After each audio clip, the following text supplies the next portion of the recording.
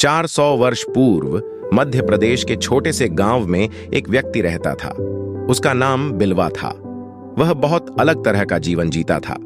वह प्रचंड और तीव्र स्वभाव का आदमी था। वह समाज के नियमों की परवाह नहीं करता था। भारत में एक परंपरा चली आ रही है जिसमें लोग सुबह सुबह मार्गों से होते हुए निकलते थे। वे सुबह उसे अपने काम से बहुत लगाव था। ये लोग जीवन को उसके असली रूप में जीते थे।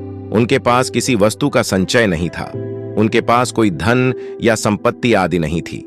वे सहज रूप से जीते थे और उनके जीवन में शिव बहुत महत्वपूर्ण थे। बिलवा को सर्पों से लगाव था। अगर आपको विषैले जीवों से लगाव रखना हो तो आपको बहुत अलग तरह का इंसान बनना होता है। किसी सर्प को चुंबन देने के लिए बहुत साहसी होना होगा।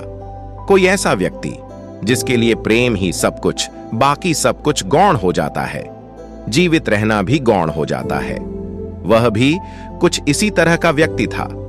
एक ऐसा व्यक्ति जो सामाजिक ढांचे में कभी फिट नहीं हुआ और उसे एक विद्रोही की तरह देखा जाता रहा। कर्मों में से एक यह भी था कि वह जाति प्रथा की कुद्र नहीं करता था। इस कारण बहुत कम आयु में ही उसे पेडीएच से बांधकर, सांप से कटवाकर मृत्यु का दंड दिया गया। सारे शरीर में जहर फैल गया था और मृत्यु कुछ ही मिनटों की दूरी पर रह गई थी। वह उस समय अपने शरीर से जाती श्वास को देखने के सिवा कुछ नहीं कर सकता था।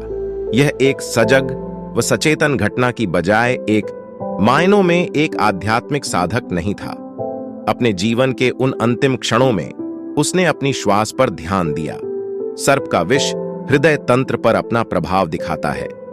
रक्त गाढ़ा हो जाता है और हृदय व श्वसन तंत्र के लिए अपना काम करना कठिन होता जाता है और फिर वे काम करना बंद कर देते हैं। सारे शरीर में जहर फैल गया था और मृत्यु कुछ ही मिनटों की दूरी पर रह गई थी। वह उस समय अपने शरीर से जाती श्वास को देखने के सिवा कुछ नहीं कर सकता था। यह एक सजग व सचेतन घटना की बजाय एक संयोग था।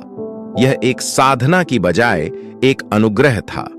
जब उसने अपनी श्वास पर ध्यान रमाया, जो केवल कुछ ही क्षणों के लिए शेष थी, तो एक नई आध्यात्मिक प्रक्रिया आरंभ हुई जिसने उस व्यक्ति के भविष्य को कई तरह से बदल दिया। वह अपने अगले जन्म में परम प्रकृति का तीव्र साधक बना। शिव ही उसका जीवन हो गए।